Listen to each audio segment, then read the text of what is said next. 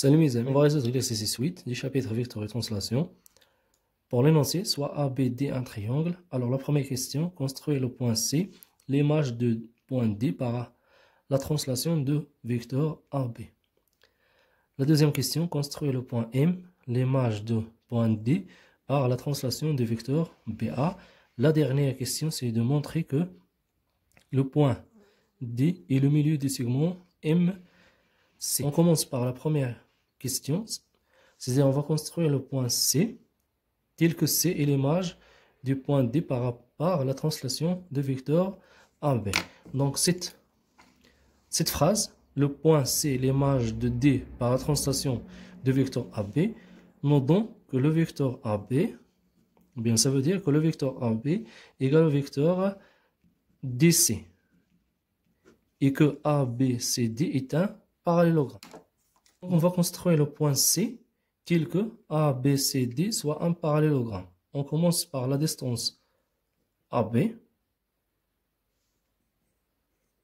puis on prend la distance AD, et on a construit le point C tel que ABCD est un parallélogramme. Pour la deuxième question, construire le point M, l'image de D par la translation du vecteur BA. Ça veut dire que le vecteur BA égale au vecteur, alors on a M l'image de D, c'est le vecteur DM, et que BAMD est un parallélogramme. Donc le vecteur BA égale au vecteur DM, ça veut dire que BAMD est un parallélogramme. Donc, on construit ce parallélogramme BAMD en utilisant le compas.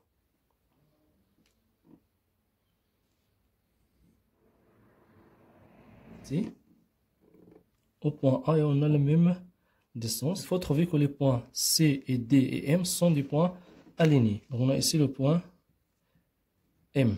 On passe à la question 3. Montrer que D est le milieu de segment MC. Donc, pour montrer que D est le milieu de MC, on va montrer que le vecteur MD égale au vecteur DC.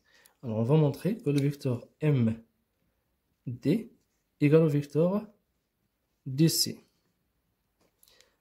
Donc, pour cela, on va utiliser l'énoncé de la question 1 et de la question 2. Donc, on a déjà C, l'image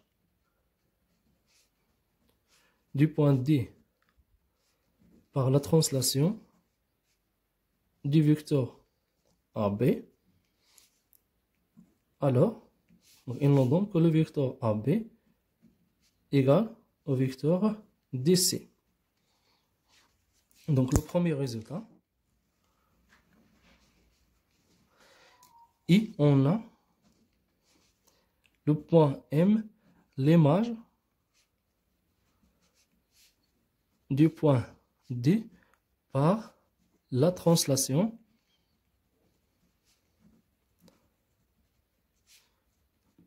de vecteur BA. Ça veut dire que le vecteur BA égale au vecteur DM. Donc le vecteur BA égale au vecteur DM, c'est-à-dire que le vecteur AB, alors on change le sens, le vecteur BA égale au vecteur DM, ça veut dire que le vecteur AB égale au vecteur MD si en changeant le sens. MD. Donc on a le deuxième résultat. Donc 2, 1 et 2. On déduit que le vecteur MD égale au vecteur DC, d'où le point D est le milieu du segment MC. Et voilà, on a terminé notre exercice. Merci pour votre attention et n'oubliez pas de partager cet exercice avec vos amis.